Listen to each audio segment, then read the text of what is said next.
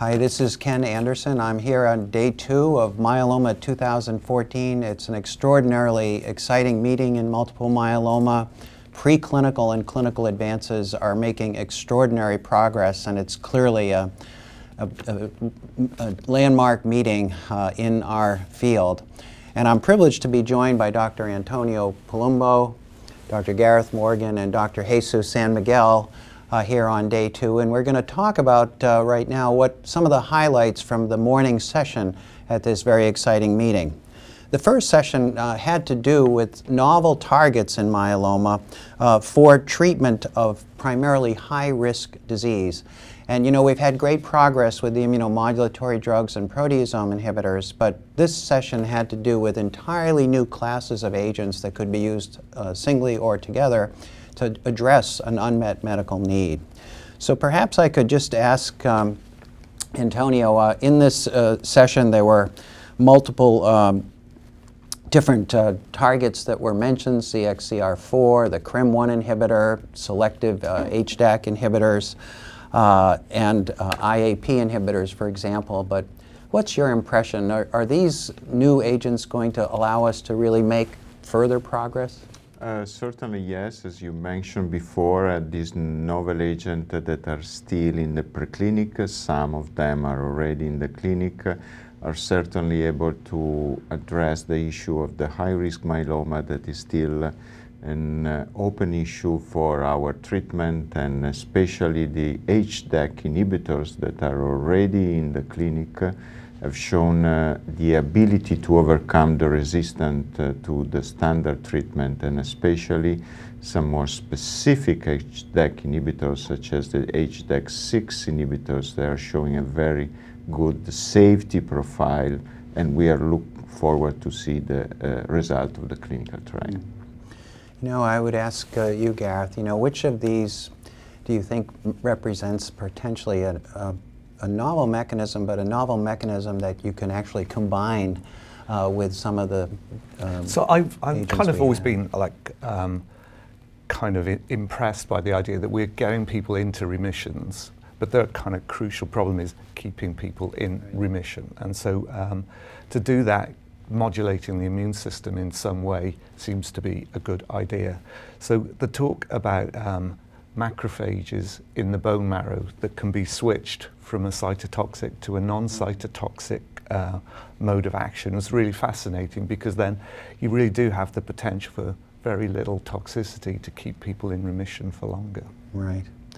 And Jesús, do you, was any of these in particular looking most promising to you? I think the HDAC inhibitors are really promising in the way that they are already in the clinic. We had been facing those that were not so specific on targeting the HDACs that showed quite a lot of toxicity. But apparently with a more specific HDAC inhibitor, the toxicity is reduced, and they are clearly synergistic in combination with proteasome inhibitors, because you are targeting both the aggressome and the proteasome. And I think this is the science going into the clinic. Yeah. I think one more time we're seeing this year that there's entirely new agents that are working in different mechanisms, and so I think we're all agreeing that the progress is likely to continue. And then, you know, the second session that we had here on day 2 at our meeting was about immune therapies.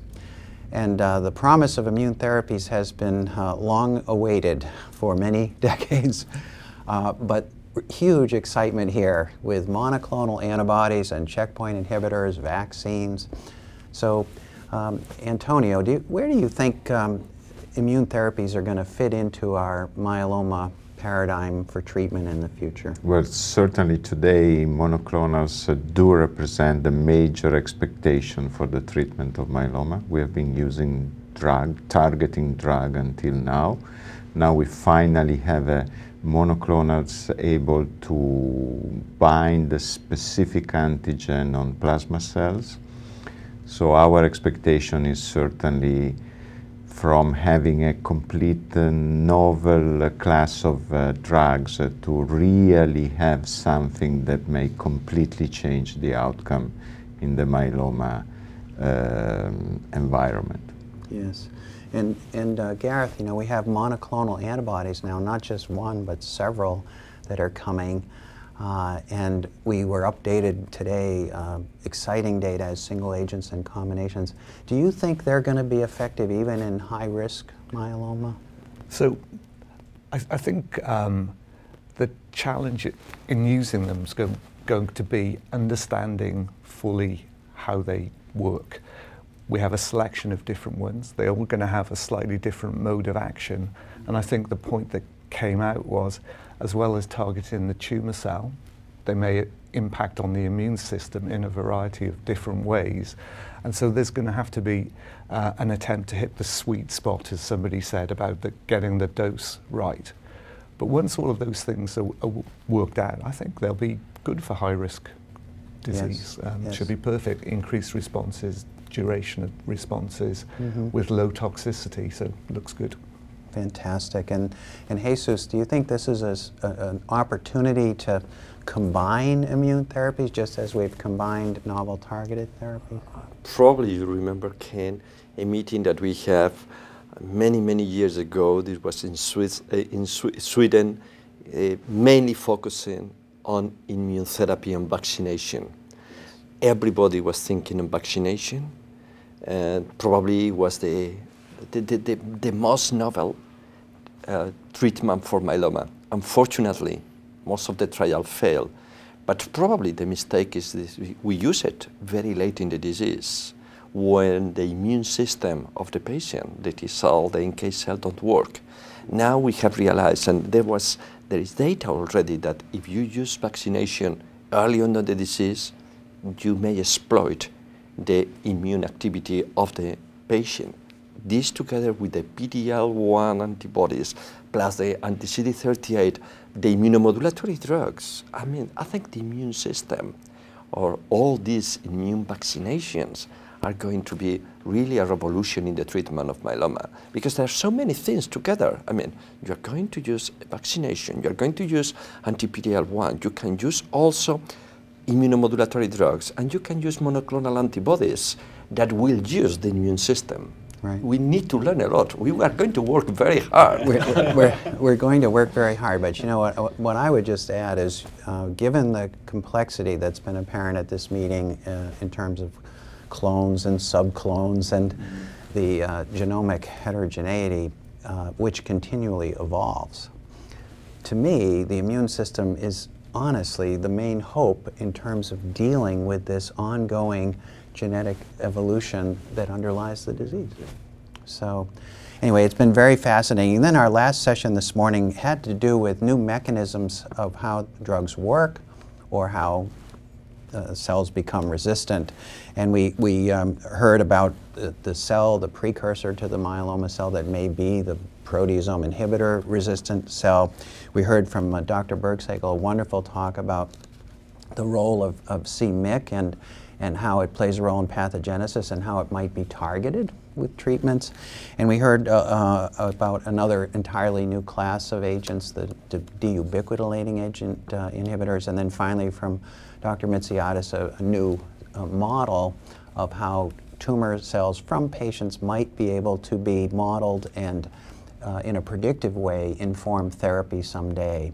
But in this regard, I guess, do you think we can really learn from resistance how to identify new targets and then go forward with the next generation of inhibitors? No doubt. Yeah. I think the presentation by Dr. Chanawan showing that if you go above the proteasome inhibitors, I think is really another fascinating avenue for research. Yes, and you know, the idea that we might be able to use the same pathways that we know are important therapeutically, but maybe at a different level, and then different cells. So Dr. Tiedemann, you know, is telling us that maybe we should be thinking about a particular cell that might be causing MRD or might be the resistant reservoir. So I thought Konstantin Mitsiadis' model was really interesting. We've known about that model for a while. It's clearly functional. But when you think about intraclonal heterogeneity, and resistant sort of tumor maintaining stem cell populations. It's perfect for understanding that, understanding metastasis, and how you may target those different activities therapeutically. Right. No, I completely agree. I think for years we have been lacking a model that was copying the human system in the mouse. Now we do have the ability to have a model that could be very, very important for preclinical reason to predict the resistance. And I think that's a major issue that has been awaiting since many years, the ability to have a microenvironment model in the mouse. I would also comment on the inhibitors of MYC. I think that would be a very interesting new class of targets, and that might represent a major plus in the future, because certainly the MYC gene has a major role in the proliferation of tumor, and the ability to target the MYC will probably give some interesting result in the future. So like the thing I'd really like to do, like speculatively, is that we kind of develop that test that will identify maybe 20% of hyperdiploid patients at presentation that have a MYC translocation, they have a worse prognosis. Wouldn't it be good to give those patients a bromodomain inhibitor to switch off MYC and try and improve their outcome? Yeah. No, I totally agree. You know, I think that MYC is an example of playing a more significant role in pathogenesis than we ever appreciated on the one hand. Secondly, it has been said for years that we can't target c-MYC. And the more we look, the more we look about new drugs, but also drugs that we already are using, we actually are in different ways, either transcriptionally or otherwise, turns out targeting c-MYC. So anyway, what I would say is from the morning sessions here at Myeloma 2014, huge excitement, new genetic targets, new epigenetic strategies, new immune strategies, and learning from drug resistance. So the future has never been brighter in myeloma.